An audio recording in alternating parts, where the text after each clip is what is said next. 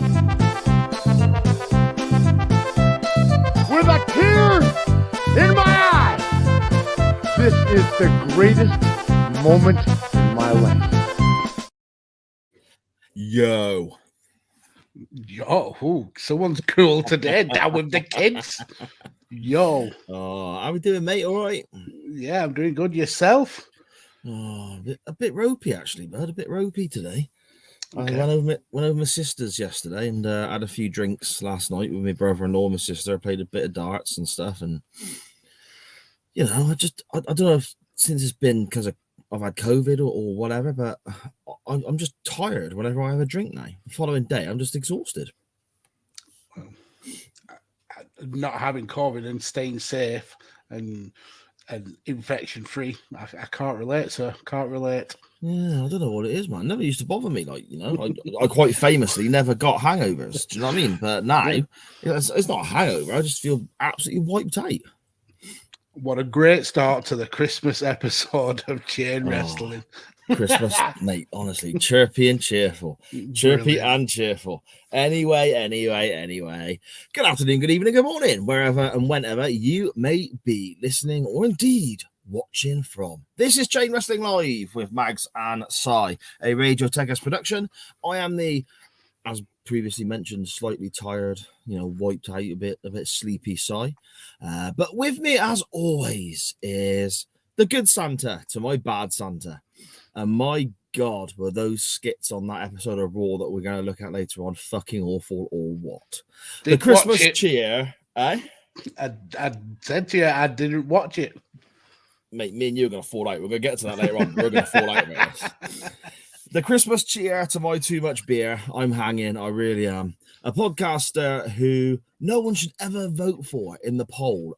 Ever again after the shit I have had to watch today. The podfather himself, Lord Mags. How are we doing today, sir? Kablam, another one for the good guys. Yeah, I'm doing really well. Had a pretty understated Christmas. Indulged on a lot of good food and had a good time. And yeah, I'm glad my poll won because this was some terrible shit. Yeah, I mean, we'll get to that first now, shall we? We'll get to that straight away about the whole poll situation. Okay. Those of you who may be new to the show, those of you who maybe have not followed the show since the very first episode, I mean, first of all, where you been, and secondly, go back and check it all out. You can find it all online still. Okay, some of the earlier episodes are a bit ropey, not gonna lie, but it gets better, trust me. And the whole premise of the show is Mags and I put up a wrestling match each, and then you people vote for this one particular match either way, and then we link to the next show and so on. Last week, and I am going to go back and listen to this, and the discussions that we've had via Messenger and so on, and the conversation we had on last week's poll, it wasn't just one match you wanted to put forward. You were basically putting forward a whole episode of Raw. No. Three segments of a Raw. Is that right? Yeah. And I bitterly regret it. I forget that I have to watch this shit too. So when I'm trying to like torment you, I forget that I also have to put up with that bullshit. So I wish your poll had won now, but that's the world we live in. Popularity wins every time. It was terrible. I'm not going. We'll get to that when we cover the wrestling part of the show later on. Well, there was, for me, there was one kind of good part about it. The rest, the other two were pretty damn shit. Yeah. See, I watched pretty much the whole episode. I skipped one match. I watched pretty much the whole episode. Thinking that's what you wanted to do. Thinking that we were basically going to watch this Christmas episode of Raw. You know, me sticking to the rules, put one match forward, and literally one match because that's the way the game should be played, Magsy. But you bending the rules again and thinking, I'm going to do this. Oh, let's have a look at this. Let's have a look at that. Let's chuck a few extra segments in as well. Oh, it didn't help, though, having these extra segments. If anything, it made it worse. But the matches that I put forward were so short that we would have had nothing to talk about. So that's why I thought I'll chuck a few different segments into it. A little bit of like a variety. and I regret it. I bitterly regret it. But So everyone, that's the world we live in. Everyone bear that in mind, please, this week when the poll goes up. Whatever I put forward, vote for. Okay? Ignore Mags. Lex Luger versus Barry Windham in here. Hair versus hair match. Oh, you couldn't have a hair versus hair match between those two guys, could you? You wouldn't want either of them chopping their glorious locks off. That's very, very true. You know, what a horrible thing that would be. Horrible, horrible. Oh, so how was your Christmas, Magsy? Do you have a good one? Yeah, can't complain. Quite understated, obviously, with the world trying to set itself on fire still. But yeah, had a lot of good fun with the grandkids. Had a lot of good food. So yeah, I can't really complain. Yourself? Yeah, good. We stayed in all day Christmas Day, which is kind of unusual, I guess. I mean, COVID's obviously sort of dictated over the last couple of years that things are different to what we normally do. Normally we'd pop and see my parents and so on, but it gets so hectic at Christmas with everyone. Mm-hmm. Everyone's families are getting bigger, the kids are all getting older. It's all chaotic. So we went to my parents on Boxing Day yesterday instead. I went to go see my sister as well. That was good fun. Yeah, it was all right, mate. It was all right, you know. Dinner was fantastic. Sharon did a great job there. So yeah, it was okay, but it was all right, you know. Did Santa bring you anything nice? My family tend to kind of like, if I show any sort of interest in anything particular in that year, I can guarantee I'm getting those gifts at Christmas. Right. Okay. So I got a coffee machine last year, a bean to coffee machine. Because I drink coffee now, every gift I got was pretty much all coffee. So right. Yeah, so I got coffee syrups, coffee sprinkles, cinnamon coffee, Christmas coffee. Yeah, I'm going to be wired for the next year or two on coffee beans. So I'm not a coffee drinker, mate. I can't stand it. I can't stand coffee. It's gross, you know. But I do like a nice cup of tea. Oh well, whatever. I got some Turkish Delight hot chocolate. I mean, I'm tired, honestly. I had to sit through 2 hours 14 minutes of absolute nonsense because of you earlier on. So I only put forward 3 segments. I put forward 3 segments, which would have took about 15 minutes. You are responsible for the other hour and 50 minutes. No, you did that off your own back. You weren't clear enough and again, if you just stuck to the rules, one match, we're done. But because you got to fuck about with it all, because you got to blur the lines all the time, okay, it becomes unclear what we're doing. I end up sitting through shit like Fandango, freaking dancing his way up a pole, you know? Oh, don't you slate Paul Fandango. He was awesome. And Summer Rae, class. Number 1 contender to the Intercontinental title, Fandango. Yeah, I'll have you know. What a waste of time that was as well. Oh, dear me. Okay. So then, on Twitter this week, there's been a few bits and bobs, interactions with ourselves, which we'll get to shortly, but there's something I want to quickly update everybody on, just in case there was any grey areas out there, if anyone is getting concerned about the current status of this individual. Brad Shepherd is still an absolute fucking cock. Yes. Nothing's changed there. I'm not going to go into the reasons why. People can search it themselves. But this guy's a piece of shit. And the sooner he's just banished from any form of interacting with other people on the planet, the better. It's just absolute mess. Also, I didn't realize, Max, he's got an Instagram as well. Somebody shared a screenshot of an interaction they had with him on Instagram. And somebody asked him about him working out or something like this, and asked him, "Do you even know how to do a press up?" And he said, "This is the and one of my Twitter friends, JPQ. He sent me this in the middle of the night. Obviously, I had no context about what Brad Shepherd got up to. I don't have any interaction with him. He's not on any of my mutuals list. I just don't have anything to do with it. So I get my Brad Shepherd news through you." Right, okay. But JPQ sent me this picture and he said, "I know Brad Shepherd is a twat, but I've used this in at least 3 instances already outside of wrestling Twitter." And it's the conversation where someone said, "Can you even do a push-up?" And then he took a picture of his own arm with a proper douchebaggy wannabe Randy Orton tattoo. and like, you tell me, bud. And he looks like an absolute pecker dick. He's just sending a picture of your arm and as if to say, look at the size of my biceps. It's not even massive. It looks fatty. It looks like he's got a fatty arm. Oh, he's just a piece of crap, isn't he?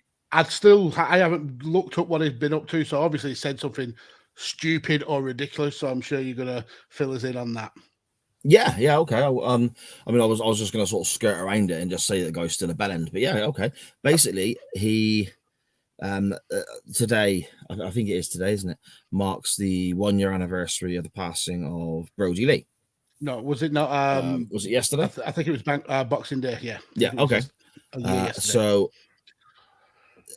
and Brad Shepherd used this, I suppose, sad anniversary, the date of the passing, to, I guess, try and get himself more attention. To get his name out there again with a ridiculous, well, whether it's ridiculous or not, it just doesn't need to be said. He basically was saying that AEW fans and wrestlers and AEW as a company have put Brodie Lee up on this pedestal as this incredible performer when he was a mid-carder at best. Or I'm paraphrasing now, I've not got it in front of me, but that was pretty much what he was getting at with regards to these comments. And he obviously he did, in his defense, he did say it's very sad what happened and so on, of course, but the fact that he doesn't need to say anything. His family are in mourning, his friends are in mourning, and it's a sad occasion because it's that day that makes you, the anniversary is obviously in your mind. It's exactly a year, isn't it? I mean, it's the first one, so it's Bang Bang podcast in the chat there saying he thought it was a pic of his granddad's Todger. I imagine you mean Brad Shepherd's arm. Yeah, potentially. But yeah, he used this anniversary to effectively have a dig, I guess, mate. Have a, and again, okay, Luke Harper, Brodie Lee, he never did get into the main event picture anywhere in his career, but he wasn't at the end of his career when he passed away. He was very much still an active competitor right up until he disappeared from our screens. That there was more to come if he didn't get ill and didn't pass away. But regardless of his in-ring status or his position on the card, stating that isn't necessary. There's just no need to do it. Regardless of whether you think it's correct or you agree with that statement or not, you just don't even need to say it, especially on that occasion. You can debate someone's career all year round, but on the anniversary of their passing, why even mention it, you piece of absolute shite? Unless you want the attention, and he clearly did want the attention. And I don't get how calling him a mid-carder is even an insult, because he was a mid-carder in the two biggest wrestling companies in the world. That's more than 99% of the wrestling business will ever be able to achieve. He put his body and clearly his health on the line to entertain millions of people. That's absolutely amazing. That's something that his family and his son will always be able to be proud of. And Brad Shepherd and his guns will never ever feel that amount of love. And I think that's the issue. That's the issue, that he doesn't have any respect. He doesn't get any kind of affection from an internet community that just detests him. And that's the crux of the problem. People loved Luke Harper. People loved Brodie Lee. And he doesn't like the fact that people don't love Brad Shepherd. He's just a sad little man with little arms who probably can't even do a push-up. Okay, I find the actual tweet now, and it's from Brad Shepherd Unleashed, as it says, the name of his podcast. Is that his podcast, by any chance? So I'll give you a little plug there, Brad. Okay, Brad Shepherd Unleashed. Definitely don't go and listen to that. Yeah, if you enjoy audio that'll make you vomit, please crack on. Otherwise, I'd avoid it like the plague. It is just, as you can imagine, it's an extension of his Twitter I suppose, personality, but I'm using that term very loosely because he hasn't got a personality. This guy, you get the high quality content such as Brad Shepherd rating female wrestlers' backsides each week and so on. He's just an absolute piece of shit. But yes, anyway, I found the tweet. It says here, ask an AEW fan. In fact, hang on, I will hold it up to the camera so you can see the picture I'm talking about. You have someone here at Mel Coleman Art who has done a picture, very good picture of Brody Lee with a hashtag Brody Lee Forever. If we can make that out there, a drawing or painting that they've done. So fair play to them.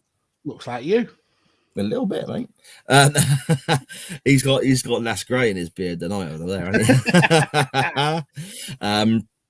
Brad Shepherd quote tweeted this image and the hashtag Brody Lee Forever. You know, this person's put on this picture, so he's actually not just spouting off for the sake of spouting off. He's hijacked somebody else's tweet about this, and he says here, "Ask an AEW fan: is this a portrait of a wrestling Jesus or an overrated mid-card wrestler who tragically died young?" Wow. John's death was sad. Personally, I feel for his family. Professionally, he's been put on a pedestal by AEW fans that doesn't match his success in wrestling. Jesus. Wow. And again, he's used the hashtag for AEW and he's used the hashtag for Brody Lee and so on that day. So obviously people are going to be clicking on that hashtag.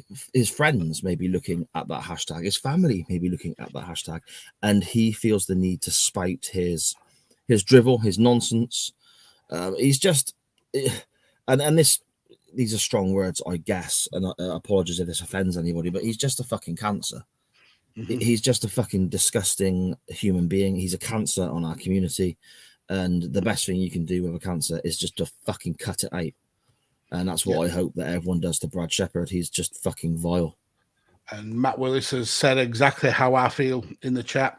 Wow, what a bell end. Yeah, yes. And I don't think you could have put it more succinctly. He's absolutely...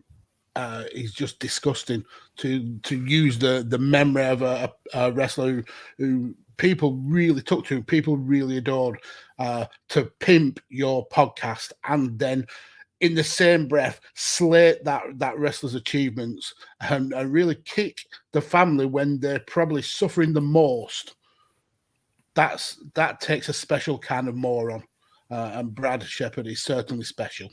Yeah. Now this is also the same guy who has been very is the term transphobic with regards to Nyla Rose and so on in the past. He's been very homophobic. I believe he's made certain comments with regards to race and sexism. We're fully aware is an issue with Brad Shepherd as well. It's almost like he goes down a list and sort of looks at what can I say or do that will offend, and just ticks them off. You know, whether it's sexism, racism, whatever, he just ticks them all off. And he's incredibly homophobic. He's just a disgusting human being.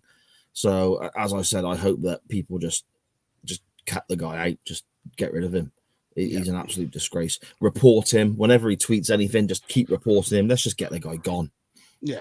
And to be quite fair, we've given him way too much time on this show in the first place, but he does keep doing these horrific things. And if you ignore the stuff that he does, he doesn't face the consequences of his actions. So yeah, you absolutely should be called out. Absolutely should be reported. This stuff is not welcome in 2021. Not at all. These opinions are draconian, absolutely draconian, and it takes a special kind of idiot to be worse than the guy that held up the sign in AEW this past week. Oh yeah, and Brad Shepherd has managed to beat that guy to being the biggest wanker of the week. Yes, very true, very true. And like you said, we have given him too much time. But I mean, I was just gonna literally skirt over it and call the guy a bell end. But you know, as soon as you asked, Maxine, people are I regret asking because he doesn't deserve the airtime, but he is also a bit of a cunt. Yes, he is. He is great. I'm going to have to beat that out on the audio version now. Thanks for creating me some work, mate. Brilliant. It was blame Brad Shepherd The fucking wanker. Yeah, there we go. What a bastard, causing me extra editing work. What a piece of crap. Shall we get to Twitter for some more positive reasons, Magsy? Well, yeah, but before that, let's go to the amazing chat. Yes. We've kind of ignored him in this first 20 minutes. Very, very rude of us. Matt Willis keeping up tradition, being first, and with a tear in his one-eyed snake. I mean, his Santas are there. Sharon, it's Monday. You know what that means. And what a fitting tribute, Sharon. Absolutely perfect timing. I love you for that. And she says, nice picture in the corner. Not as good as these ones. And me and Sai are going to go silent now whilst I let you take in the majesty of my Photoshop work.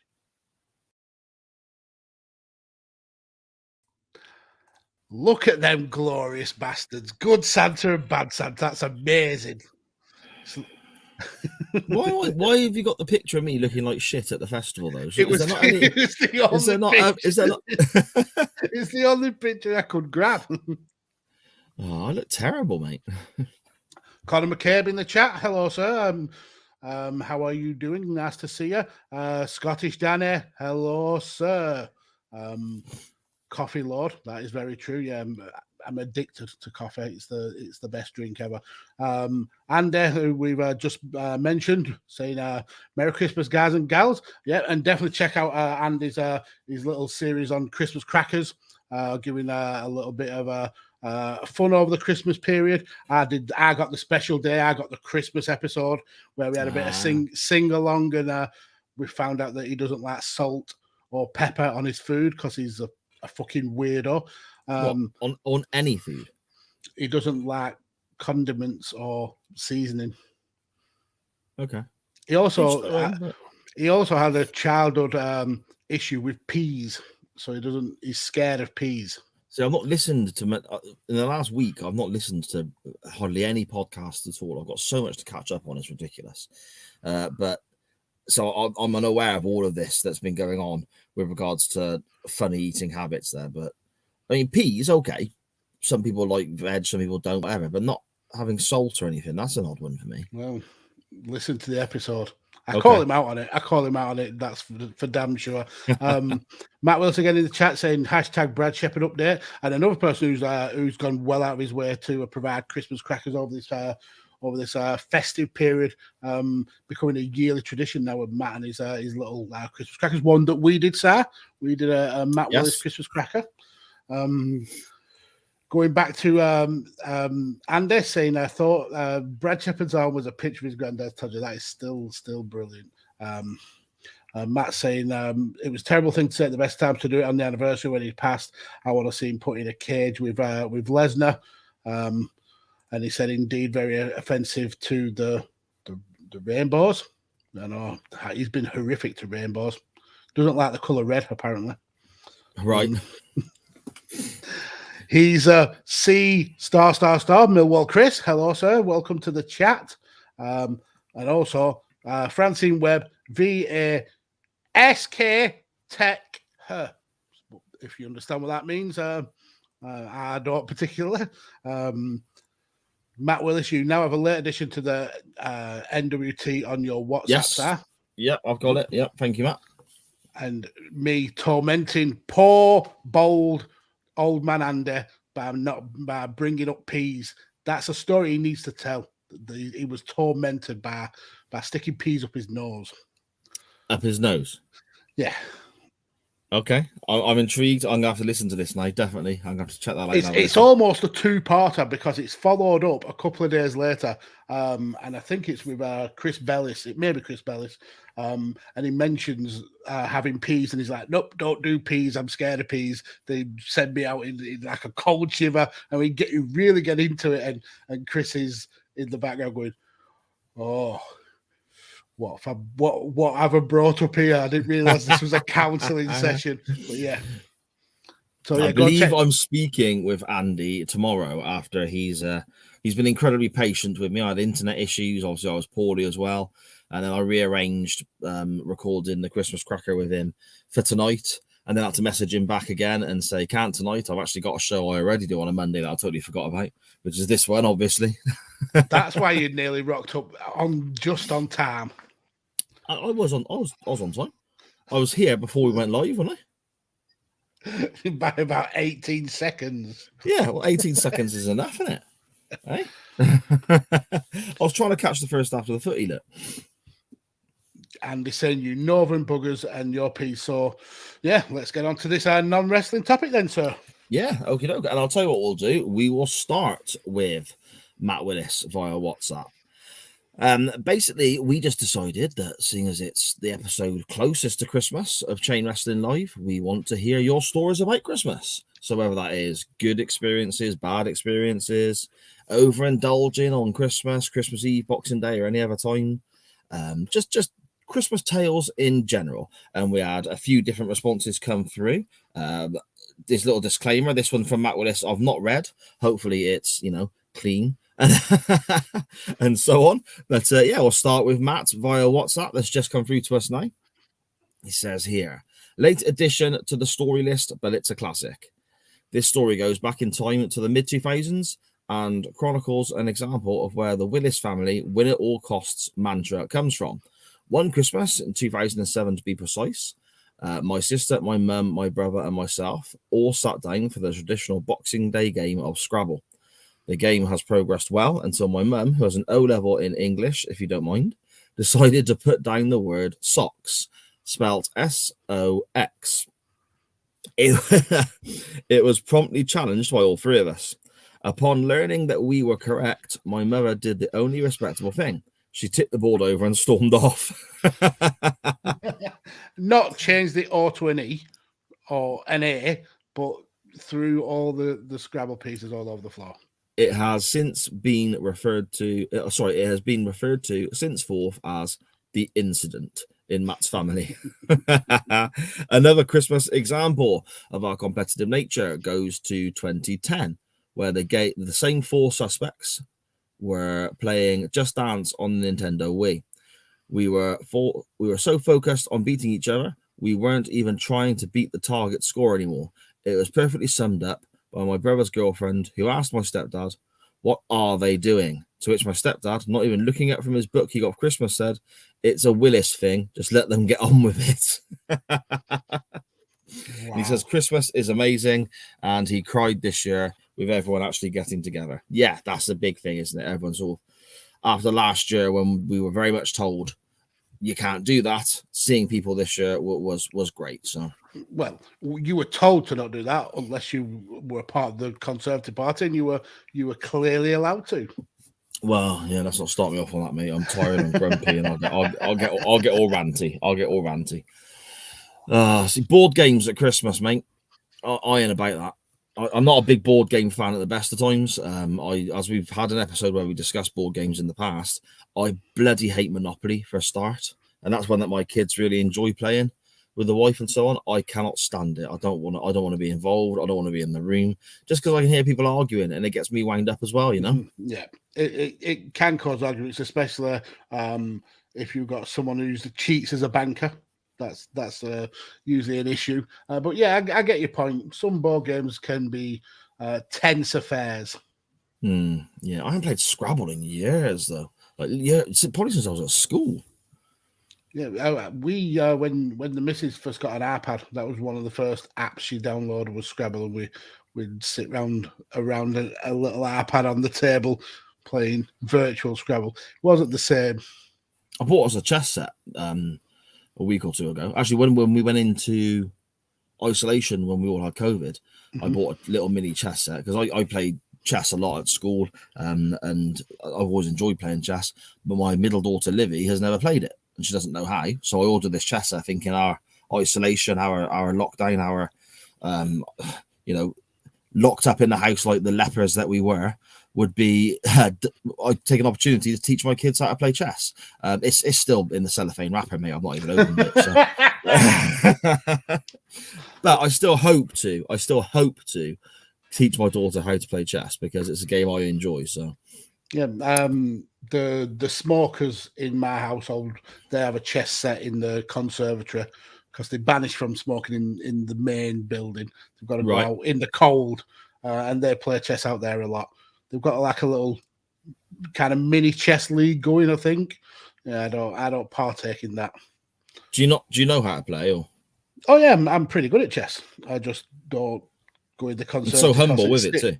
Yeah, no, but it's the smell of the smoke. I just Right. don't like the smell of smoke. So See, I like the smell of smoke, and that's the. I've probably said this before on the show. That's the weirdest thing. Since I quit smoking years ago, my wife quit smoking, and she cannot stand the smell of cigarettes now. She hates it. She smoked for years and years and years, and literally one day, bang, she just stopped. Fair play to her. But now the smell of smoke to Sharon is disgusting. She can't stand it at all. Me, I love it. Somebody smoke it, and I keep thinking, man, I really want a cigarette. I know if I lit one, I'd feel sick. I'd feel it'd be horrible. You're just stood right next to him going, yeah. Breathe into my mouth. Breathe. I've had COVID. I'm fine. I've had COVID. Breathing into my mouth.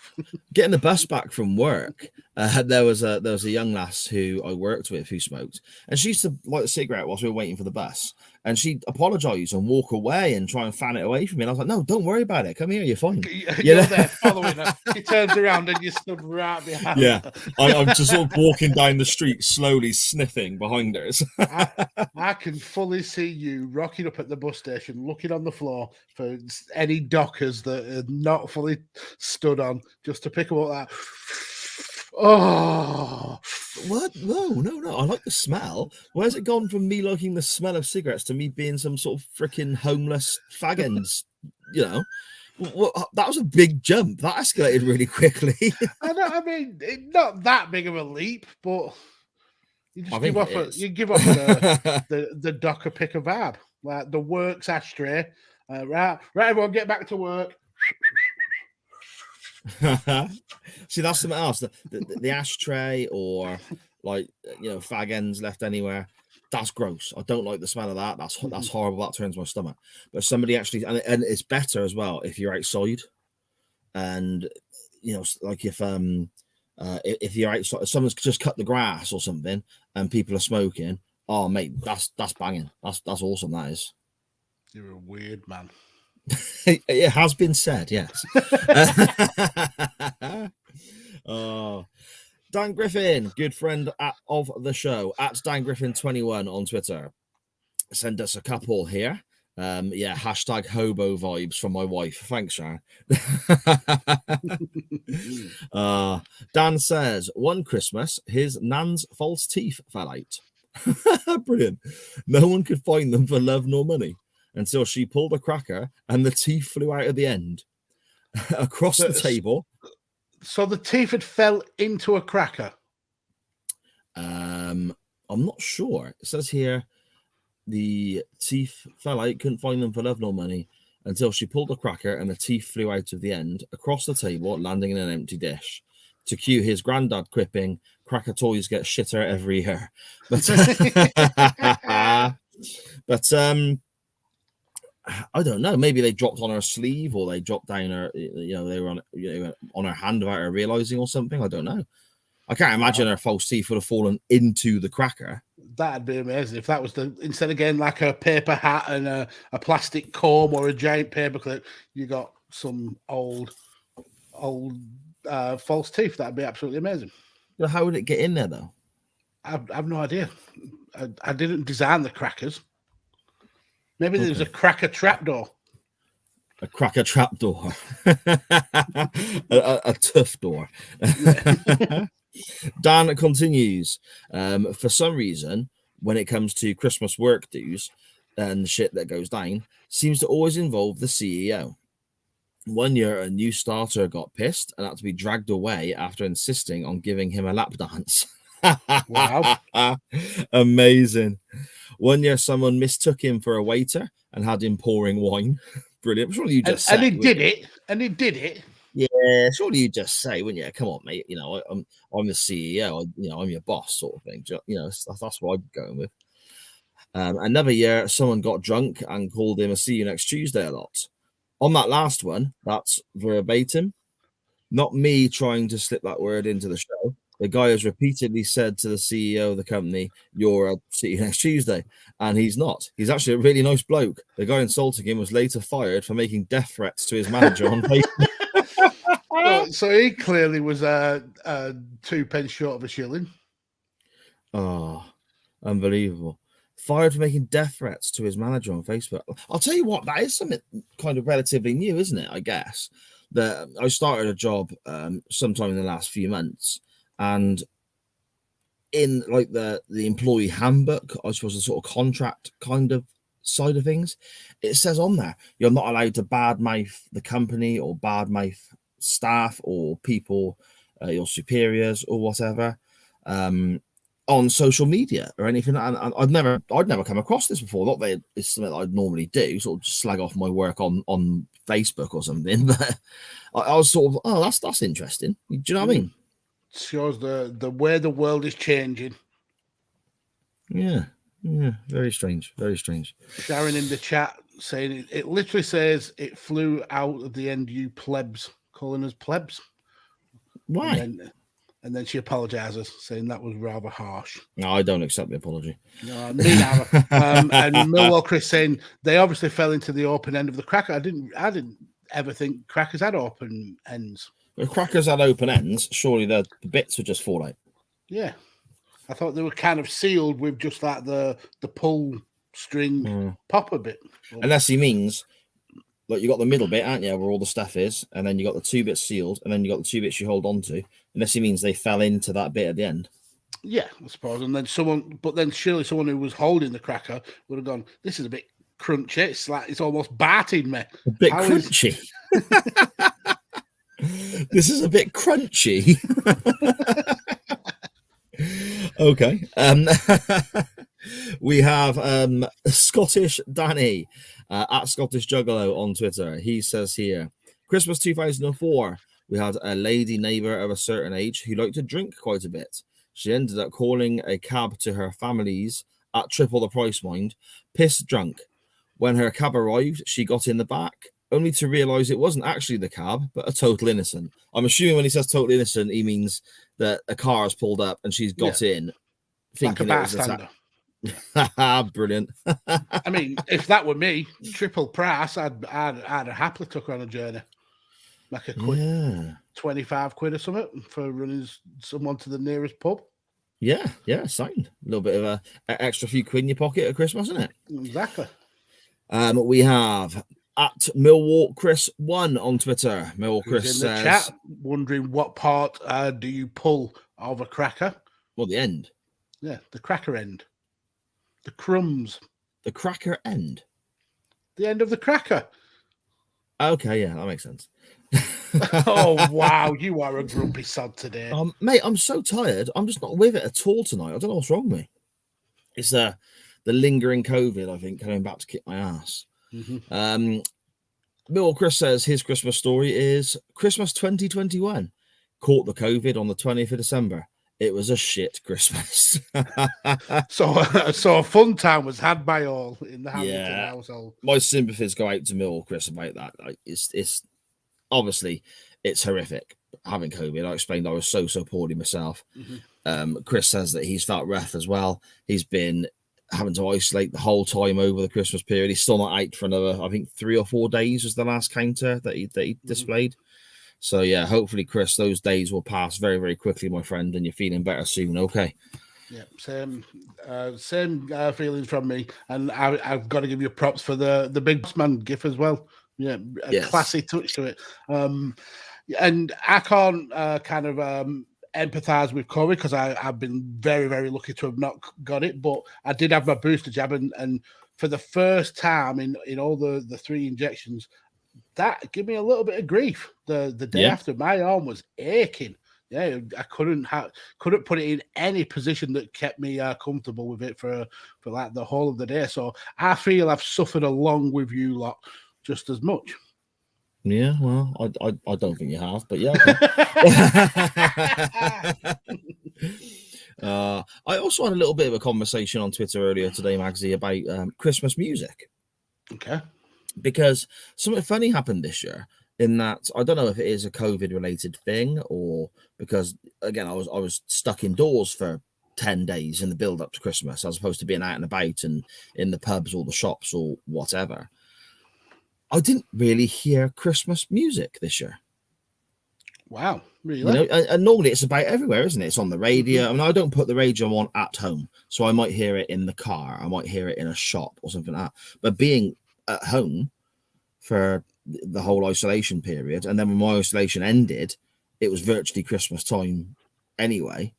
It was that thing of, you know, and my work was finished for the year, so it's not like I was going back to work after being, you know, at the end of my isolation. Mm-hmm. I mean, there's this game, isn't there? Whamageddon. Have you heard about this? I've not. Okay. I mean, funny story about Wham. Me and the wife watched the greatest hits of the 80s, one of these Channel 5 programs. I think I've mentioned one before that we watched about songs. Yeah. And Wham's Last Christmas was actually voted by the British public as the best song of the 80s. Well, that's fucking nonsense. But I mean, don't get me wrong, it's good. Of course it is. And it's a very, very good Christmas record. And it's a great record on its own. You know, George Michael, you know, fantastic songwriter. Mm-hmm. It's great. But to say it's the best record of the 80s, come on, give your fucking head a wobble. That's ridiculous. I mean, there was not even Aha in the top 20. Take On Me didn't make the top 20. Do you think that's a bit overplayed, though? No, absolutely not. Okay. So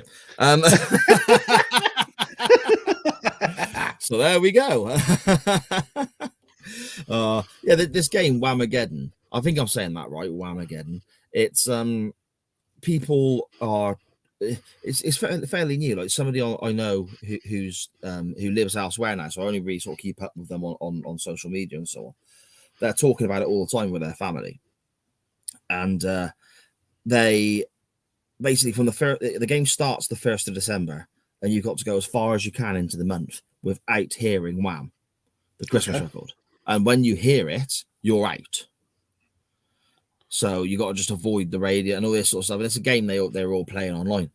This year, I got to Christmas Day without realizing that I weren't even playing the game, but I'd have won, you know, because it came on the radio or on my wife's playlist or something like that when she was making dinner Christmas Day, and that's when I twigged.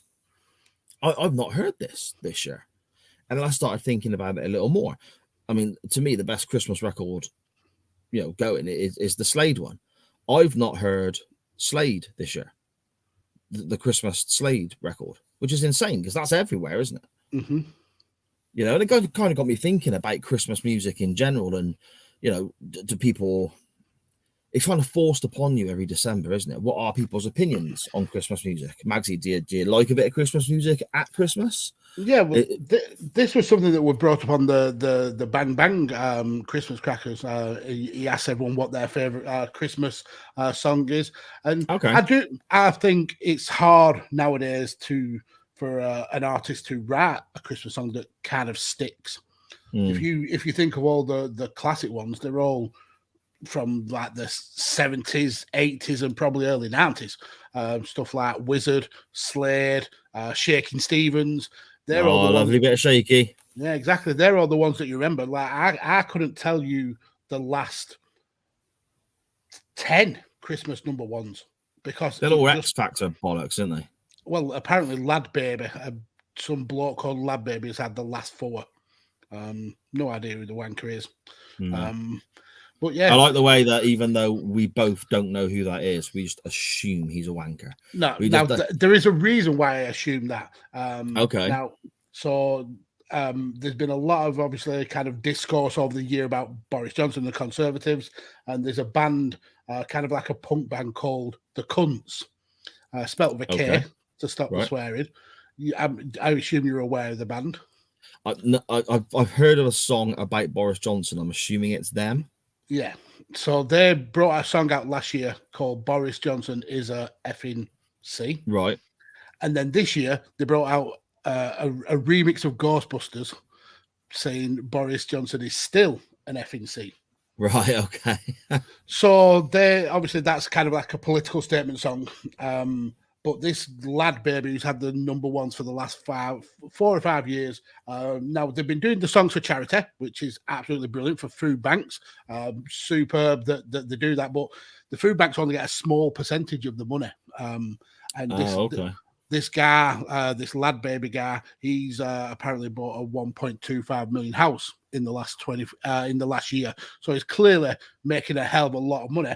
But he came out and said about this Boris Johnson song, that's not the right way to go about your discourse with the government. Why not do something positive like we are when we're giving money to charity? We all know that food banks shouldn't be a thing, but here we are trying to make the best of it. And this band came out and said, you essentially you say that, but you're addicted to the fame of being number one, and it's bad that you are kind of promoting food banks to push yourself as someone famous. And we have no designs on being number one. We just want everybody to know that we think Boris Johnson is an effing C. So yeah, that's the only real kind of new Christmassy music that I'm even aware of, and it's only because it calls Boris Johnson a bit of a cunt. I've not heard that. I'm gonna have to check that out. I'm gonna have to have a listen. Mm-hmm. The Darkness did one, didn't they? I picked that as my Christmas song on Bang Bang. Okay. Christmas See, that to me, time, don't let the bells end. That's amazing. I'm blatantly sampling that and like just putting it on repeat in the intro to the audio version. You know, don't you? That to me seems like a really modern Christmas song. It's the last memorable Christmas song that I can think of. Yeah, that's what I'm sort of getting at, I guess. It's the last that I kind of gets played on a regular basis still. But that to me is very recent, I suppose, in comparison. But I mean, I'm guessing that must be 10 years old now, at least. Surely. I think it's way older than that. Let's have a quick look. Great audio. When was it released? Jesus Christ. So according to Wikipedia, it's 2003. So that's 18 years ago. Yeah, but to me, 18 years ago is like yesterday. No, but it just goes to show how kind of either music has fell off or we've kind of like moved away from modern music. That 18 years and we still think that that's the last memorable Christmas song. Yeah, it's all about Slade for me, mate. It's all about Slade. Yeah, I remember seeing an interview with Noddy Alder, and he said that song is essentially his pension because it comes back every year and he makes an absolute killing from it, which is brilliant. Absolutely brilliant. Fair play to him. Before we get onto a little bit of wrestling at the Today magazine, shall we have a quick check what's going on in the chat before we start talking some graps? Yes, let's do it. So Danny he's coming out with the brilliant hashtag crunchy crackers and showing a little bit of love to Chris. And Chris in the chat, like we said, hope you recover as soon as possible. Matt, the hussy that he is, pimping the volley after this show. Just disgusting. Don't use our chat to pimp your wares, sir. But isn't it your show as well? I mean, that's by the by. Okay. Sharon now saying the same to girls. They missed all the countdowns of the music because they weren't doing the drive to and from school. She also disagrees with the Last Christmas being the biggest song of the 80s. Careless Whisper for the win. That wasn't even in the top 20. Absolutely. It was a shocking. This list is just irrelevant then. This is nonsense. Number 2 was Radio Gaga by Queen. Okay. Which, I mean, that's not a bad shout, but there are only 2 ABBA songs in the whole of the top 20, which is scandalous. Absolutely scandalous. I'm assuming that the rest of the top 10 was just for the Motorhead records. There was no Motorhead. There was no hard rock at all. And the 80s was the best decade for hard rock and heavy metal. I mean, obviously it was born in the late 60s and the 70s was huge as well. Don't get me wrong, but 80s metal, man, that's, There was in fact, there was one Guns N' Roses track that was in there. Okay, yeah. Okay. But it was like the bottom end of the top 10. Wow. What a load of shit. So Sharon says, been going on for years now. So yeah, it's obviously new. I think she's talking about the lad baby stuff. She's talking about the Whamageddon now, I think. Oh, okay, fair enough. Yeah. Scottish Danny, Feliz Navidad for the win. Yes, absolutely. I mean, it's essentially means happy holidays. But Sharon says she watched a video from Lad Baby and it was so fake. It was ridiculous. Yeah, they Medicton won this year, and I think they had Ed Sheeran and I want to say Elton John was on it. And they were singing about sausage rolls. Ridiculous. Wasn't even funny. I think it's they started off, didn't they, as doing like these little sort of jokey videos and so on. Like you get people who prank each other online, don't you? Mm-hmm. And video it. And that was quite a big phase for a while, wasn't it? And I think that's how Lad Baby started off. He would prank his wife and so on. Oh, okay. And that's, and those videos were ridiculously staged and fake. Whereas you get some people who are doing it for real. These did come across incredibly fake and staged. I think that's kind of, Sharon, let me know in the chat if I'm getting that right. But I think that's kind of what Sharon's getting at there. Because I remember having that conversation with her. Okay. I mean, I've never heard of them until this year. Even though they've had Christmas number ones for the past 4 years, I'd never even heard of them. I think it was like a Facebook account or a Facebook page that they did these prank videos. Kind of like that Jack Jones pillock. I don't know who that is. Look him up. He's a pillock. Okay. So Scottish Danny, and this one will appeal to you. He says, Motorhead, run, Rudolph. Yeah, great stuff. And then the last one we've got for now, Sharon said she's added the new Elton John and Ed Sheeran song to her playlist this year. So I think that's the one. It's called Sausage Rolls for Everyone or something like that. Okay. She had to have another dig just before we go. 18 years ago is like yesterday. Yeah, that's because you are so old. She means honestly, obviously, mate, totally. And that is the situation. It's like we'll be talking, and I'll say to Sharon like something happened the other week, and then the more we talk about it, Sharon will go, "That was like 4 years ago. What are you on about?" But it happens all the time. I'll say to her, can you remember? We were talking about Christmas. I in my head, I'm thinking I have a bottle of Baileys every Christmas, and I didn't do it last year, but normally I have a bottle of Baileys every Christmas. Sharon pointed out that I've not had one for about 6 years, but in my head, that was a year ago. Do you know what I mean? And it's like we turn around, we're talking wrestling. That's a perfect example. Talking about wrestling, the show that we're going to look at in a moment, 2013. To me, that's yesterday. To me, that's one of the most recent things we've looked at, and it's really recent. To me, that's current recent wrestling, but it's fucking 7-8 years ago. Nearly a decade. Exactly. Yeah. It's weird how the mind works, isn't it? Or mind anyway. Well, and time as well. Yeah. Speaking about time, me and the wife over the last few days have watched Professor Brian Cox. He's done a new show about the universe. I think he's on BBC iPlayer. 5 episodes of it, and it's brilliant. So good. I could listen to him talk about nursery rhymes. He's got that kind of calming voice, but yeah, the way he kind of goes into the latest discoveries in telescopes and things like that, and how they've seen the light from the beginning of the Big Bang. It's superb. So check that out if you get some time. Yeah, I will do. Yeah, cool. Okay. Knowing that you're a space and like time travel kind of guy. Yeah, I got my Gallifrey University T-shirt on that I got for Christmas there as well. That's awesome. It's quite cool. I like that. Is that a Doctor Who thing? Yeah, Gallifrey is the planet they were from. I know. I'm okay. Right. And Sharon in the chat says, we've been together for 13 years and he's had a bottle of Baileys at Christmas for a grand total of 3 times. Yeah, really? But to me, I do this every year without fail. Well, that's right. To me, it was last year and it's every year. That's just how my mind works. It's weird, isn't it? Wow. Shall we get into this wrestling before you dig yourself into another hole? Let's do it, mate. Let's do it. Let's get ready to rumble!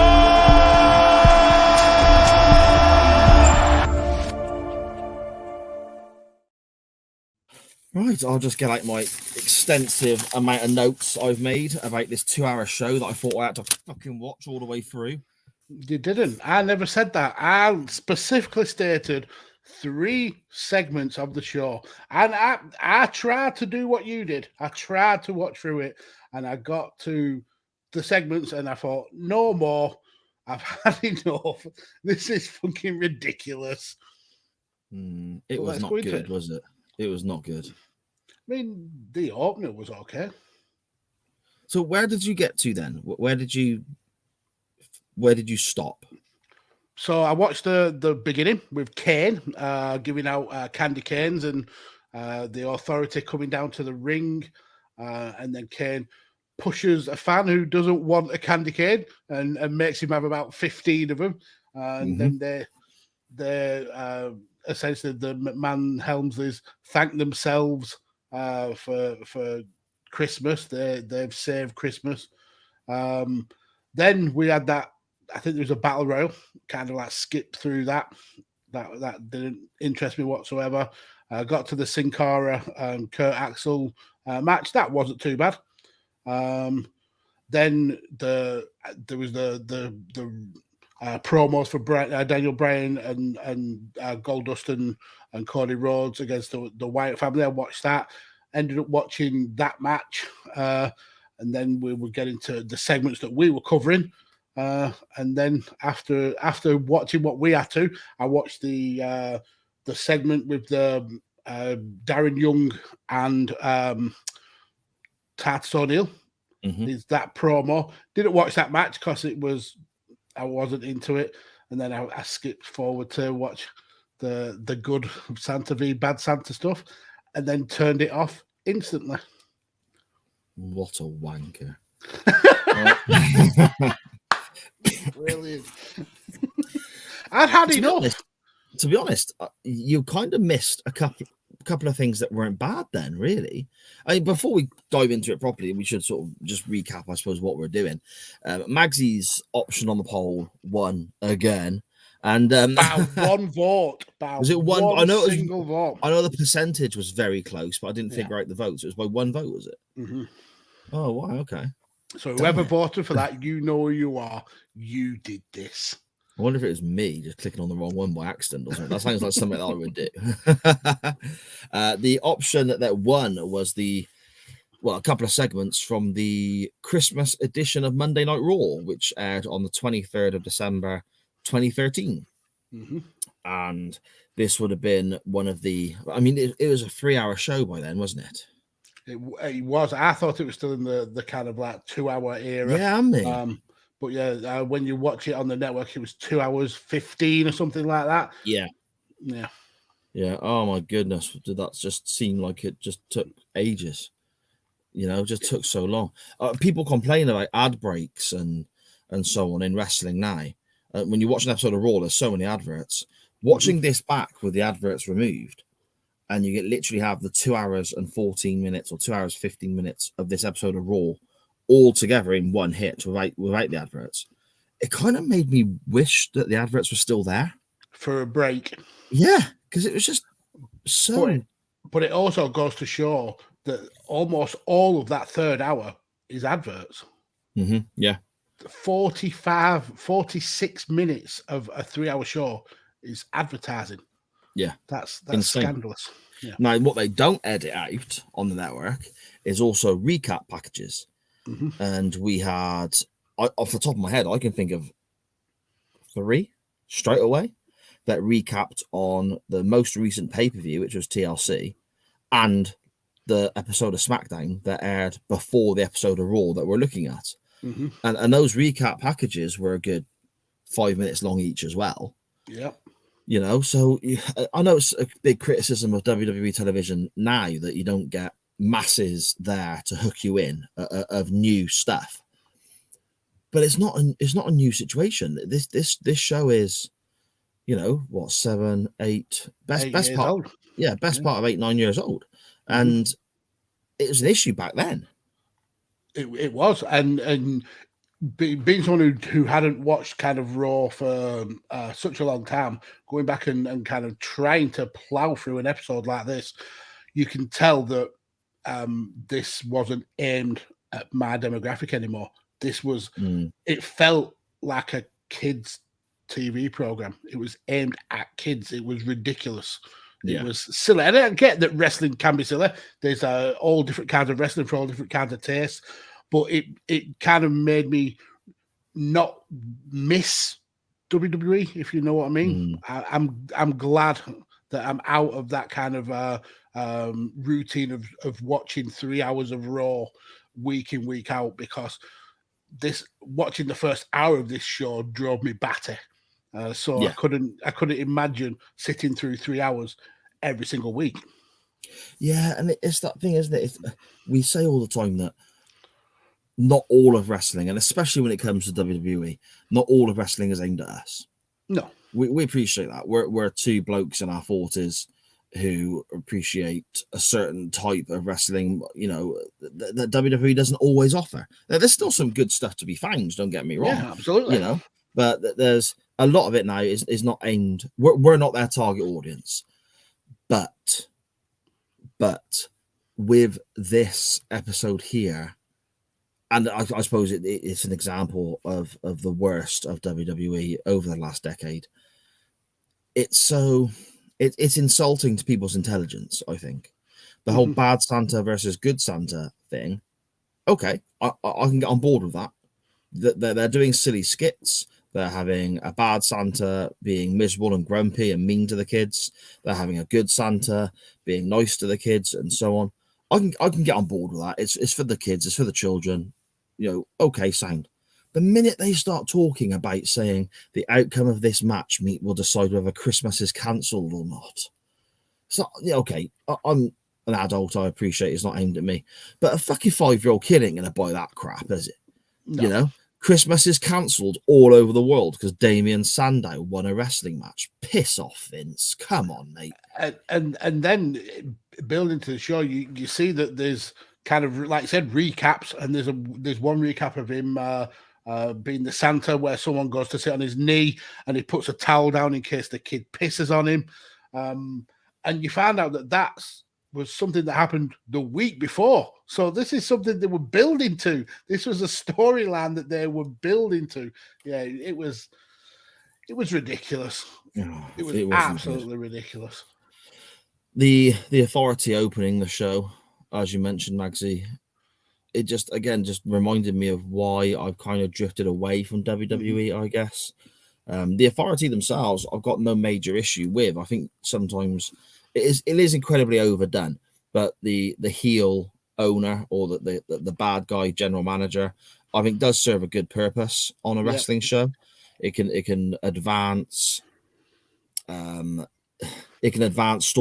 it can advance angles, and it can really help get the good guys over.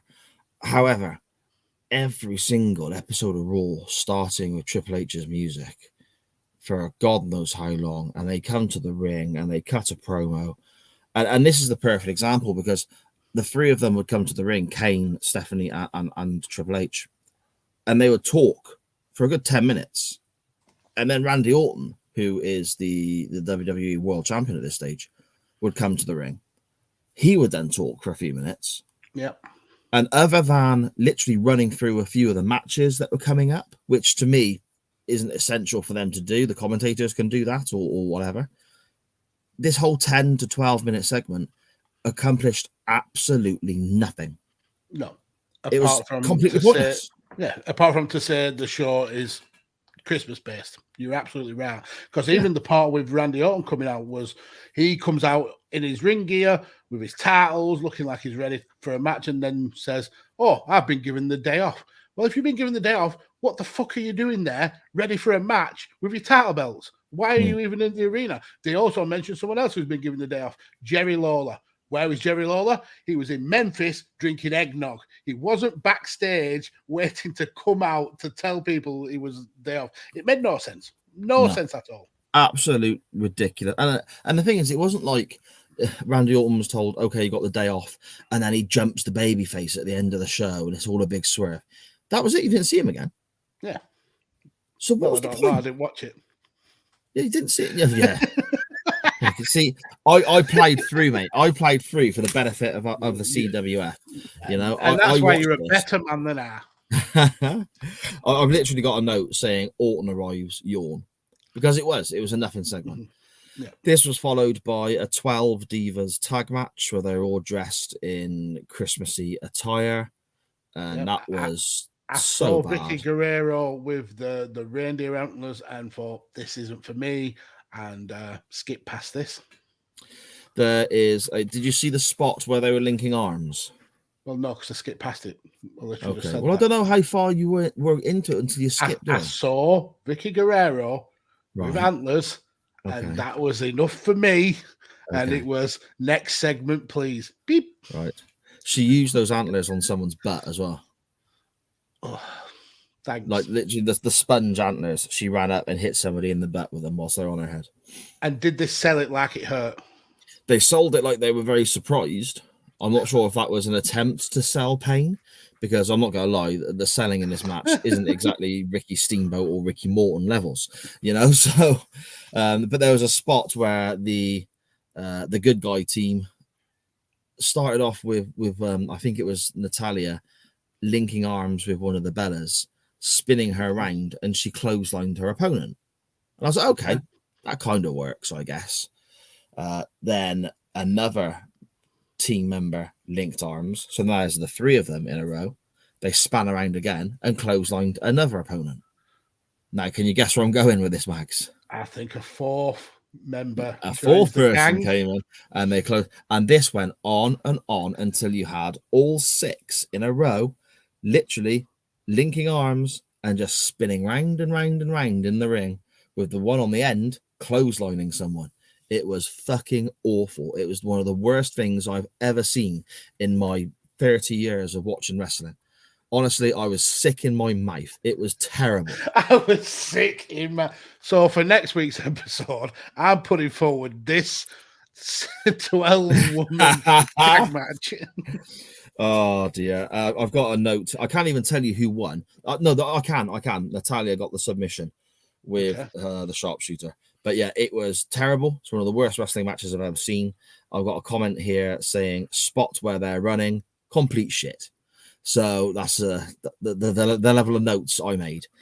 Sin Cara Curtis Axel match, Magsy, you mentioned previously. That was okay. Mm-hmm. I totally forgot about how Sin Cara used to wrestle under different coloured lights to everyone else, though. I completely forgot about that. Yeah, I think he's always been an underrated wrestler. I mean, I know he was a botch machine at the beginning of his career, but yeah, he was super talented.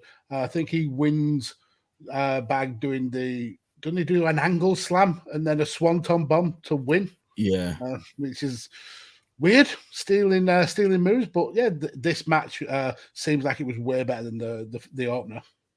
Yeah, it was okay. It was okay. I remember those lighting, the lights changing. He wrestled like under a purple and yellow light, didn't he? Mm-hmm. I remember at the time thinking that was quite cool. But now I'm looking at it and thinking, oh, I ain't sure about that. Yeah, exactly. Yeah. Mm-hmm. Yeah, but at the time I thought, okay, that's something a bit different. But yeah, it's not great, is it? Oh dear. We have a few segments where we're looking back on SmackDown. We have Damien Sandow terrorizing a kid, as you mentioned, Magsy, getting a towel on his leg just in case they have an accident, as I think AJ Lee said to the child, wasn't it? Yep. We then have another catch-up with Daniel Bryan and the Wyatts, clips from TLC and SmackDown, because they're feuding at the moment. And this is something else that really struck me. I had to bring up the date and have a little look just to make sure I was right. This is December of 2013. Mm-hmm. The next WrestleMania is WrestleMania 30, where Daniel Bryan goes on to win the championship and have the whole yes movement, isn't it? Yep. So we're only a few months short of Daniel Bryan being this crazy, super over popular figure.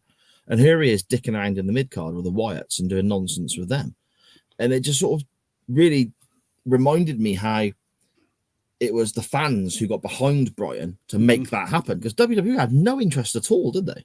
It didn't seem that he was massively stuck in the mid card with the tag team. I mean, WWE haven't looked favorably on the tag team division for years now, and you had the Dustin and Cody's champions, but they were fodder in this feud between the Wyatts and Daniel Bryan. Yeah, it was mid-card hell, I suppose. And the only thing that kind of really pulled Daniel Bryan out of that was the fact he was so beloved by the fans that WWE had no choice than to push him into the upper card, because the fans were ravenous for him. Yeah, exactly. Speaking of the tag division and so on, we then do get Cody Rhodes, Goldust, and Daniel Bryan versus the Wyatt family. Couple of notes I had about this one. I loved Bray Wyatt here doing the whole creepy cult leader from the swamp kind of gimmick, This was peak Bray Wyatt for me. Yeah, this was great. So good. Also, obviously, Luke Harper, fantastic for a guy his size, how he could move. But Eric Rowan as well. I always looked at him as like the sort of weak link, I guess, of the team. Until Braun Strowman joined the gang. Well, yeah. But I watched him here, and I actually think he's better than I gave him credit for. The sheep mask at the time I thought was cheesy and crap. I look at it now and I think, actually, that's really, really good. In a stupid, silly way. I enjoyed it. Yeah, and he's never going to be somebody who you would have thought would have been top of the tree in WWE, but he was always a very good dance partner for the big stars. It was a legitimate kind of contender, I suppose. I always thought that he was a really, really good wrestler. Yeah, and that huge ginger beard and that big slap head. He stood out. He stood out. Yeah, totally. Another note I have is that we had a stereotypical WWE effort of two wrestlers put together as a tag team, and rather than do something new musically, we just try and mishmash their entrance themes together, and it doesn't work, and it sounds terrible, as they tended to do every now and again. I mean, it's just laziness, isn't it, for me, Mags? It is. But that's the WWE way with music. I mean, be thankful that they didn't just replace it on the network with some generic country music. Yeah. Rap is crap from WCW. That'd be. I love that. The West Coast rednecks. Oh, brilliant stuff, mate. We then get a skit here that I suppose is one of the ones that was part of what you wanted to take a look at, with Mark Henry in his good Santa getup, being nice to a kid, but it comes across a little bit creepy, a little bit off. He talks about how good a Santa he is, and does the kid want to sit on his lap? And it was all a little bit ropey for me, mate. Do you know what I mean? Yeah, I mean, looking back now, it looks suspicious, but I suppose if you're a kid, you would rather sit on Mark Henry's knee than you would Damien Sandow's. I suppose. That's not, I'll be honest, that's not a choice I ever thought I'd have to make, but now you're putting me on the spot. I guess you're right. It's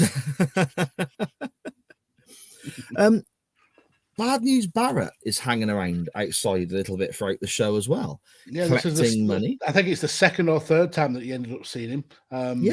In a red apron for some reason. Ringing his bell. Just ringing a bell, collecting money. Saying, please be generous. I mean, with you watching the whole show, was there a payoff to this? Yeah, we're getting to that. Oh, yeah. I can't wait for that. You can tell by my tone of voice that it wasn't good. Yeah, he's going, oh, everyone give generously out on the street corner and so on. And again, he's in this red apron for some reason. It doesn't make any sense why he's in an apron. He's not. It's just a random red apron that he's wearing whilst outside ringing this bell and getting people to chuck money in. And people are walking by and throwing bits of change in this bucket. And I'd say about the bits of change into this one solitary bucket, because that's going to be relevant shortly. Okay. I've got a note after that saying, surely this can't get any worse. But we have the WWE Carol competition. Now, I'm going to stop you there, because I think that this was the best segment of the show, at least what I watched. Really? Yeah. Really? Yeah. What part so far up to now has been better than this part? No, I suppose you're right. It was that's not a good thing. That's not a good thing because this is awful. Yeah, I'm not awful in a good way. That it was funny. It was. You had Xavier Woods and R-Truth, who apparently were in a tag team called Truth and Consequences, which I think is a cool name after the New Mexico town. Xavier Woods he's got the voice of an angel. He's got some pipes, hasn't he? That guy has got some quality pipes, and then you've got R-Truth doing the little interludes. Not as funny as I thought he would have been. I mean, R-Truth, he can make me laugh so many times. I thought it would have been a little bit funnier. Then we get a two-man band with Jinder Mahal and Drew McIntyre. And how small did Jinder Mahal look? The first thing that I noticed, I mean, you can see the kind of definition in Drew a little bit, but obviously now he's a monster of a man. But Jinder Mahal just looks so small and so thin, and he certainly didn't have that kind of steroid back neck that he has now. But they attempt to kind of a rock. I want to say a rock version of Jingle Bells, and I've got to give them props. The way they kind of mix it up in who was singing, they had that down. They really nailed that down because they didn't take it line for line. It was like half of one line, then half of another before the other one jumped in, which it felt like it'd be hard to do. But there was obviously the bad guys in this and got booed essentially out of the building. And then oh, this is brilliant. Santina Marella, who I don't know how anyone can hate him, because that is one of the best comedy characters that WWE have ever produced. I love Santino Marella. Yeah. He's all run with trying to beat the record of the Honky Tonky Man and facing the Animal Baptista. All that stuff is absolutely brilliant. His rap against William Regal will always be one of my favorite moments in WWE, bar none. That is superb. But he sings Deck the Halls in a very falsetto voice. It's up there, isn't it? Who knew that Santino had that in him?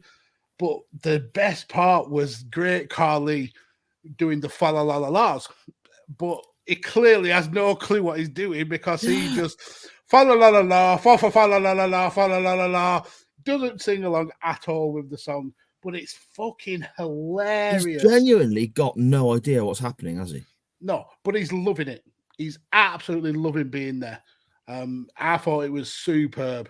It's just so funny. They clearly deserve to win by a massive margin. And then we get a beatdown. And then we see the Cobra, because obviously you have a Santino spot, you need to have the Cobra.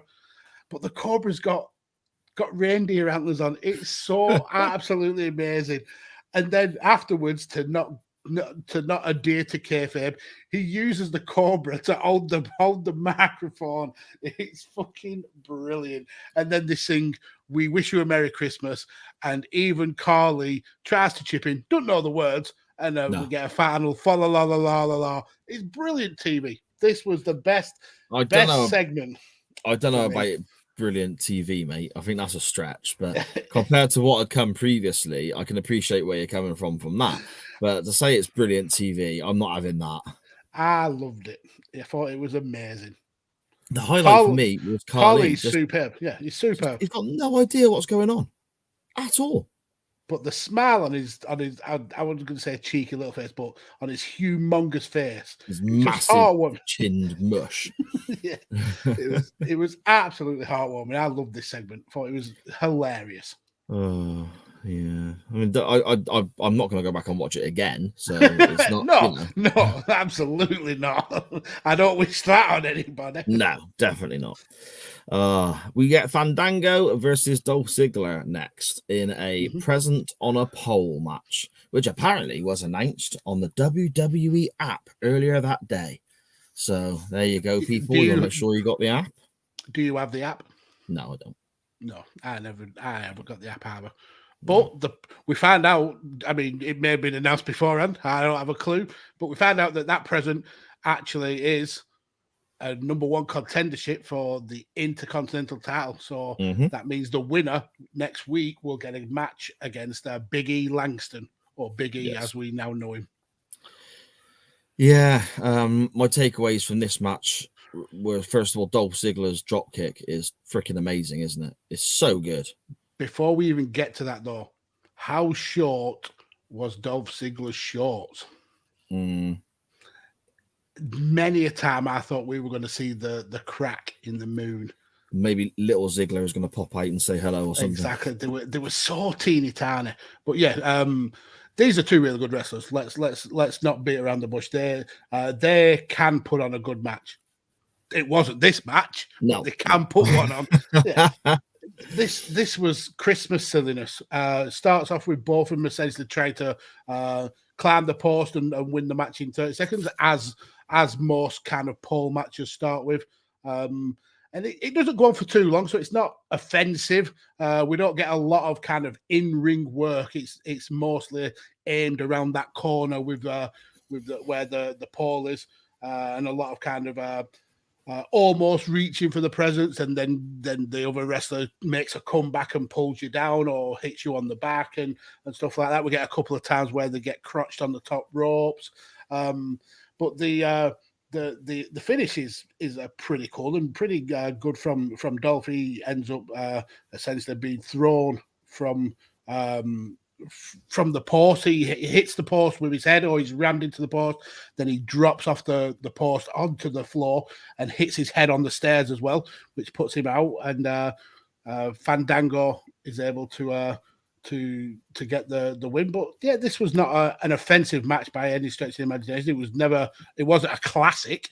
But yeah, I thought it went pretty quickly. Yeah, I mean, it was a decent enough TV match, wasn't it? I guess two guys who know what they're doing. I appreciate the stipulation is what it is. They got to grab the contract to get the title match next week. I appreciate that, and they're trying to do the whole Christmas link in with it being a present. I think maybe that hindered them a touch because it's a pole match, so they both got to fight to get up the pole in the one corner, so half the ring was kind of not used a great deal, I suppose, because they were over in that one side. But maybe I'm just being nitpicky there. I don't know, but no, you're right. I mean, I can only really remember one kind of standout spot, and that's when we see Fandango try and go for the power bomb, which Ziggler reverses into kind of a sunset flip and then hits his famouser. That was the only real kind of technical segment of wrestling we got. It was a lot of I'll climb the ropes now you hit me in the back, and then I'll climb the ropes and you crotch me so I land on the top rope. It was a lot of silly shenanigans like that, but it was a 4 or 5 minute match, so it wasn't offensive on the eyes, I suppose. Yeah, and I'm guessing, if I remember correctly, Fandango didn't go on to win the Intercontinental Championship from Big E. That maybe we'll cover that next week. Fucking won't.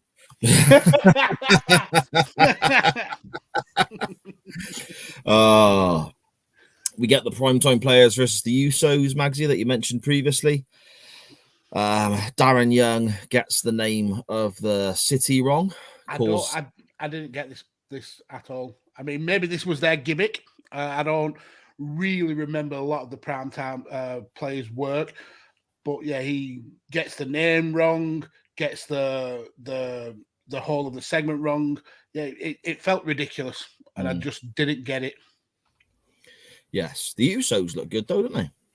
Yeah, this was kind of classic Usos, kind of Samoan, almost with like face paint and New Zealand Hakuini Usos. Yeah, and then we get to Good Santa versus Bad Santa, don't we? Oh dear, why was there? Oh my goodness, they come out to the ring. Mark Henry as Good Santa, Damien Sandow, who I'm a big fan of, by the way, coming out as Bad Santa, and obviously the decision in this match decides whether Christmas goes ahead or not fucking ridiculous. And and then to top it off, to make it even more crazy, there's a few presents in the ring when the match starts. Yeah, Mark Henry. But even before you get to the match, one thing I did really like, and I'd never noticed it before, but they had custom Titantron videos of them in their get up and the beards, and they were either laughing or kind of like scowling, depending on what was going on. I thought that was a pretty cool touch. Yeah. Like, see, again, that's the thing. If WWE can do that, why do we get the laziness on the other side of the coin with like Rhodes and Goldust's music? It just is frustrating, isn't it? You know. But anyway, they've got Christmas presents in the ring. Mark Henry opens one of them up to unveil a toilet, which of course makes perfect sense. I mean, who wouldn't want a toilet for Christmas? And then secondly, why would it not be in the middle of a wrestling ring? Of course. Damien Sandow. And who put it there as well? Yeah. Because the present wrapping didn't have a bottom. So when Mark Henry lifts off the box, how I just didn't get it. I didn't get it. But it's just stupid. We did get Damien Sandow's head being rammed down the toilet. I mean, obviously it wasn't hooked up to the water, so we couldn't get the flush. Yeah, but there was no water. When the toilet eventually got knocked over, you could see that it was pristine. It was like a brand new bowl. But he's selling it like he's about to go chew on a load of turds. Yeah. You know, and it's just... And you've got to give him props for that, stupid. because he sells really well. Damien Sandow sells really well. Yeah, I've got no issue with Damien Sandow's selling in itself. It's what he's actually selling here. It's just nonsense. It's just daft.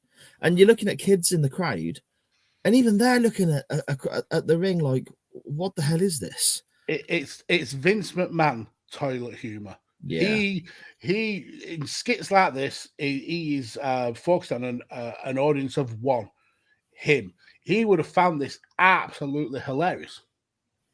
Yes, it's just... Yeah, a big aspect of the match seems to work around the fact that Damien Sandow can't get a fire extinguisher to work, but Mark Henry can. So, and how pleased was he when he pulled the ring out of the fire extinguisher and showed all the crowd? He was so pleased with himself. He was a smiley fellow, wasn't he? Eh? He was a happy Santa. Not a great deal else goes on, Mags, really, is it? They fight up and down the aisle a little bit. They go through some of the presents in the tree up at the entrance way.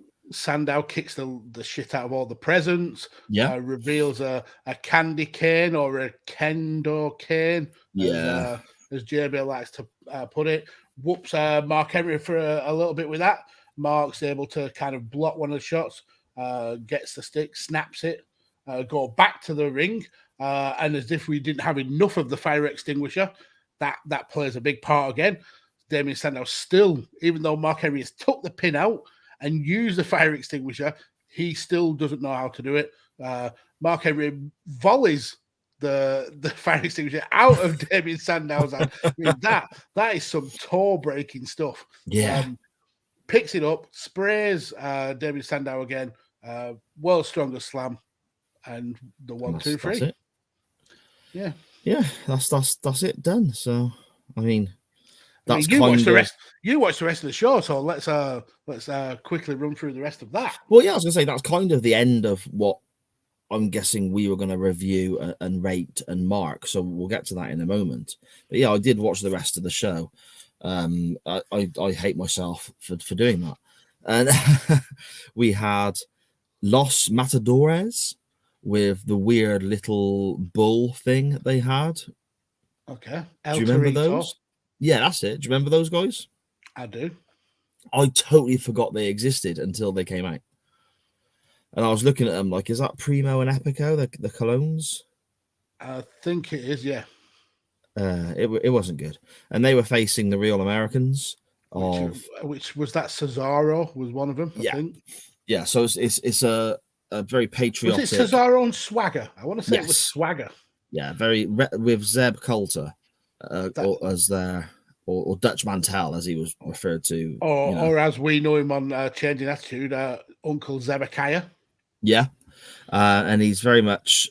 It's basically, let's call it what it is. It's a racist gimmick. And he's talking about immigrants coming in and how Americans are most important, and all this sort of stuff, whilst one half of his team is actually from Switzerland. I mean, he was doing the Donald Trump gimmick before Donald Trump did it. Yeah. I can't tell you who won that because I actually did skip a bit of this. So, so there we are. Let me put this into context. When I skipped this match was actually when I got the message from you saying you weren't watching the whole show. That's the exact moment I was up And to. you were like, and I was I'm like, not well, fucking fuck watching you it then. We then get something that surprised me because I didn't hate this. We had Ryback versus Kofi Kingston. Okay. And it wasn't a particularly long match, and it wasn't anything majorly spectacular, but Ryback actually looked really good in this. Wow, don't tell him. He'll have you following him on doing a poll on Twitter to see whether he should come back to the company. Or retire, as everyone voted. But no, he won with the shell shock finisher that he had. But yeah, I mean, Kofi Kingston here is doing the sort of, he's from Jamaica, now he's from Ghana, now he's from somewhere else gimmick. The kind of Thunder in Paradise boom thing. That's right, yeah. But he and Ryback put on a decent match, a decent TV match. It was pretty good. Bad News Barrett is now at ringside in his snazzy red apron. So do we get a good payoff to him collecting money in the streets? It's just another waste of fucking time, mate. You know, it's so no. Yeah, it's just he comes out and he's still got the little podium and the bucket, and it's like, and the apron on, and he's there to say thank you to Texas for raising all this money. And this is again why I made a point of the fact that it's a bit of change in one singular bucket, and you can hear it as he's moving it around. But Bad News Barrett describes this as thousands and thousands of dollars he's collected, right? But it's obviously not. It's obviously about 20 quid, right? And he's shaking this bucket around, and he goes, "Oh, but I'm afraid I've got some bad news." And I got a kick out of hearing that because it's been a long time since I heard that. He says he's not actually affiliated with any charity at all, so all this money's for him. Ha ha ha ha ha. And it cuts back to the commentary table, and that was that. So the whole show with these skits was about him begging for money that he kept. And like I said, it wasn't a lot.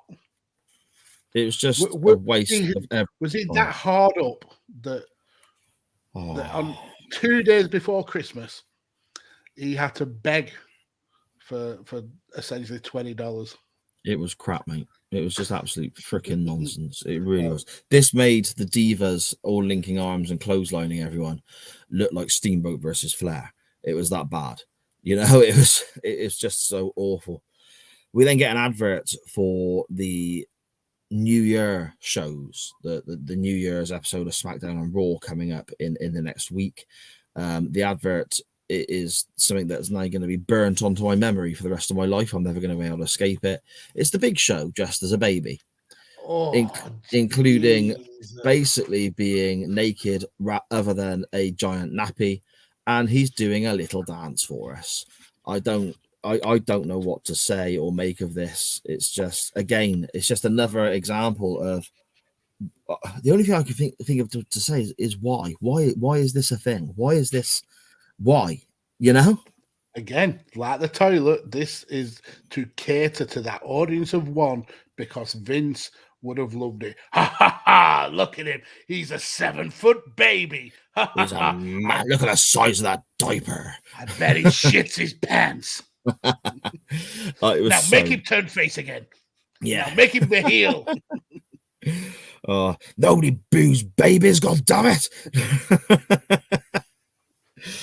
It was just so bad. It was terrible. But then ultimately we get to the main event of the show, which again was actually all right. In the same way that Ryback Kofi Kingston was from bell to bell was decent.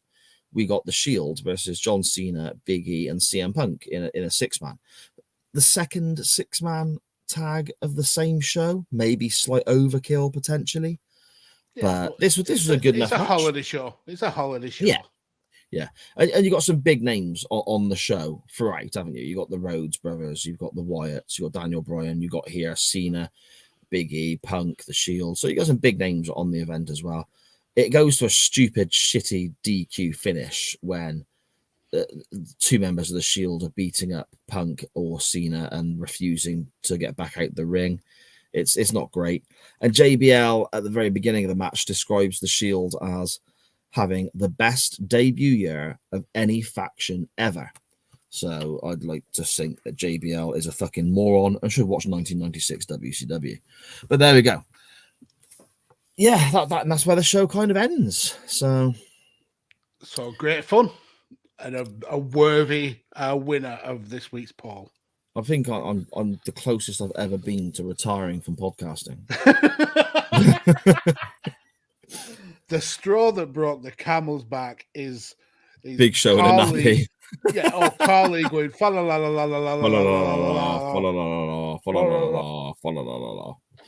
la la. So I suppose we're not rating the whole show, Max, are we? We're rating the good Santa, bad Santa segment and the match, and was it Ziggler and Fandango as well was included in this? So yeah, out of 10, mate, what are you thinking? I mean, I could happily give it 0 because it was terrible. Yeah, but the Santino Marella and Carly bit was hilarious. The Ziggler match with Fandango was inoffensive. The bad Santa, good Santa stuff was saved mainly for Damien Sandow's great selling and his great character work, but it was shit. So I'm gonna go with a 2. A 2. A 2. Okay. I've not got it up in front of me, but I think the worst rating I've given is a 1.5. And this is the worst. I think, and that was for the Undertaker versus Yokozuna at the Royal Rumble in the casket match. Do you remember? Oof. And I think I gave that a 1.5. I think trying to look at this logically, which of course is how you should approach things like this, when you've got a 12 diva tag match, JBL saying that the Shield's first 12 months was better than the NWO, and the Big Show dressed as a baby. Logic is obviously the only aspect you can use. But you can't factor those in because that's not what we're covering. I know. I've got no ambitions whatsoever to go back and watch Yokozuna versus The Undertaker again ever in my whole life. This also fits into that bracket. So I think I'm going to go. I don't think it's worse than Yokozuna Undertaker. I think so. 1.5 again, I think is what I'm going to have to give it. I don't think I can. I know there's going to be worse stuff out there that we may cover, but it's going to be really scraping the barrel to find it. So I think 1.5 from me, Maxie, is where we go, mate. That's fair. That's more than I thought that you were going to give it. So you've been very lenient. Yes. Wow. So you are not full of Christmas spirit today. Whatsoever. I'm not, mate. I'm tired. I'm a little bit hungover, and you made me watch fucking some little bull thing running around. Vicky Guerrero with reindeer ears and some fucking 7-foot moron with a nappy. You know, it's like, why? That was my afternoon. That was what I did this afternoon, and I made 5 pages of notes that I didn't even need. What a waste of paper. Oh, mate, what a waste of fucking time. What a waste of 3 hours. What a waste of 3 hours. So then, Magsy, where shall we go next week? Hopefully nobody ever votes for you again. Well, you say that, but I feel that I'm going to make up for this week's shenanigans. Mate, this was one of the worst things I've ever seen. There's no way you can have something worse. So it's got to be better. Well, let's see. So at the top of this show, we saw the segment with the Authority, and that was essentially ended when the new WWE champion came out, Randy Orton. We mentioned him coming out in his ring gear, even though he was only in that one segment, and he actually got the day off. So that made me kind of think we haven't covered a lot of Randy Orton on the show. No, it's true. And he's he, in my view, at least, he's going to go down as one of the best wrestlers to ever enter the ring. I think in terms of his body of work, he's been absolutely outstanding, and his multiple world title runs are legitimately deserved. So I want to go to a Randy Orton match. His highest rated Randy Orton match, according to Uncle Dave. I want to go back to 2004, Backlash, when Randy Orton faced inarguably his maybe could you call it his breakout feud? Yeah, I think you could. I mean, I know he had all the stuff with Evolution and the stuff with Batista and Triple H, but I think this feud was the making of Randy Orton as we know him. I want to watch the hardcore match for the Intercontinental title when Randy Orton took on Cactus Jack. Oh my god, that is so good. Have I made up for this shower shit? Oh, mate, that match is fantastic. Honestly, now people don't vote for it. I said, don't vote for this. Oh, it's one of my favourite matches. Genuinely, it's so good. So you've ruined it for yourself by telling the chain wrestling family not to vote for it. Yeah. Well, maybe we'll see. We'll see where my link goes. Okay. And he goes for Fandango versus Biggie for the Intercontinental title. Ava Marie versus. No, my link is actually relatively straightforward, to be honest, and it's kind of tracing the same timeline as this kind of era, I guess, even though this episode of Raw was absolute freaking garbage. And what I'd like to do is just jump ahead to the next WrestleMania. We mentioned it earlier on. Daniel Bryan's on this show, and Randy Orton's involved as well in this contest. I'd like to just jump to the main event at WrestleMania 30 and have a look at Daniel Bryan winning the championship. Oh, see, two great picks there. So we went through this week of terrible wrestling, and this is the good thing about chain wrestling. The next link in the chain can be an absolute classic, and we've got two classics there to go from. So we win next week, no matter what wins the poll. Yeah, I mean that hardcore match for the IC title at Backlash. Oh, that is so good. But then Daniel Bryan at WrestleMania 30 winning the championship, the Yes Movement, and the video packages and monster. Oh, so good. Both of those choices. I also draw again, Max. So we can do both. Yeah, I mean, that would be absolutely amazing if it was. So don't anybody vote. Just no votes whatsoever. So it ends literally like 0% each. Yeah. Would that work? It's a draw. Well, I suppose. It'd be still a draw. But don't tell people not to vote. That defeats the whole purpose of the show. Definitely vote for one of them then. Man, hopefully. Well, yeah, maybe. Okay, so those are your options for next week and the first episode of Chain Wrestling in the year 2022. I think I've worked that out correctly. Yes, I have, yeah. Yes. We have Randy Orton versus Cactus Jack at Backlash 2004 in an absolute freaking barnstormer of a contest for the Intercontinental Championship. One of my favourite matches, quite often overlooked as well when you look at Mick Foley's catalogue of work, Randy Orton's catalogue of work. Sometimes this kind of gets lost in the shuffle a little bit. It is so good.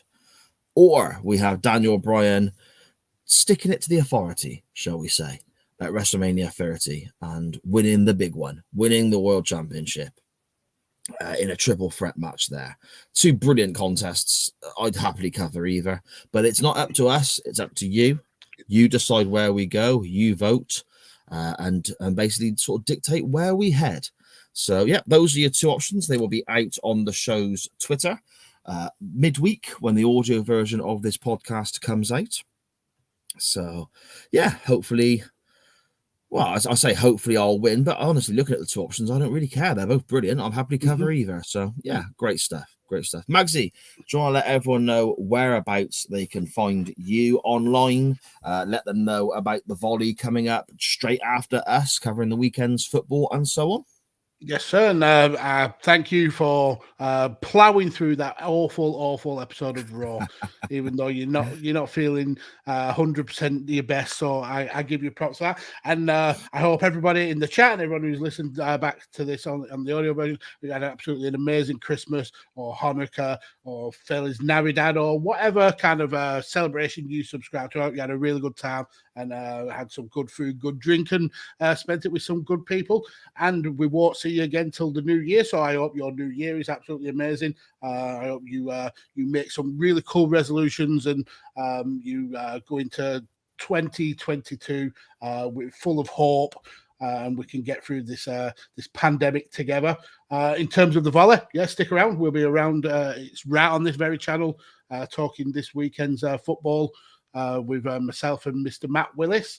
But other than that, you can find me all over Radio Tekkers, whether it's wrestling, football, or UFC. And I'm also part of Visionaries Global Media and the Chair Shot, so you can get my dulcet tones wherever you can find your podcast. And if you want to, you can follow me down here on the old Twitter sphere at PodfatherMags, where I share pictures of my food. And yeah, just enjoying and the your bands. one press up arm. What do you think, bud? Do I do press ups? Look at my one arm. What a bastard. This is my wanking arm. It's massive. I look like a wonky Popeye. Wonky Popeye. Fantastic. Yes, you can follow me on Twitter at SJP Words, where links to all my shows I do get shared there. The Doctor Who pod coming very, very soon with our awesome friend Dan Griffin via Radio Tekkers. That'll be with you next few weeks, hopefully. We've just finished season 1 of The Waiting Room. Go back and check that out. Yeah, I've noticed on the last couple of episodes, Benny has been saying props for Radio Tekkers, and hopefully they'll pick it up for a second season. Absolutely. The Waiting Room's home is Radio Tekkers. It's an absolutely brilliant show. And if you haven't listened to it, definitely go into the archives and listen to it. It's such comedy gold. I love that show, and I cannot wait for season 2 to start. Oh, thanks, mate. I really appreciate that. Season 2 should hopefully be with us sort of first or second week of February, I believe, is the kind of time frame we've got laid out, to get a few recorded in the bank. But the first season, the first 9 episodes of The Waiting Room, covering Quantum Leap's first 9 episodes, are available still. You can find that via my Twitter as well, at SJP Words, or at The Waiting Room _ on Twitter. You can follow the show, most importantly, on Twitter, Facebook, Instagram, and that TikTok thingamy at chain _ wrestling, where you will get links to all of our information, our non-wrestling topics, the poll, all of that great stuff. So yeah, that's kind of it, really. Chuck the show a follow at chain _ wrestling on all the social medias. I hope everyone has a fantastic New Year's Eve if you're going out partying, or even if you're just staying home to chill out. Thank you so much to everybody for watching, listening, getting involved in the year 2021, and I hope everyone sticks around and sticks with us in 2022, when the show's going to get bigger, better, and even more entertaining, because we will not be looking at Fandango climbing a fucking pole again. Okay, I'm off now to probably go and have a bit of a kip, because for some reason I'm fucking useless after a couple of beers at the moment. Magsy, Happy New Year, my friend, and I will see you very, very soon. Happy New Year. Don't let the bells end.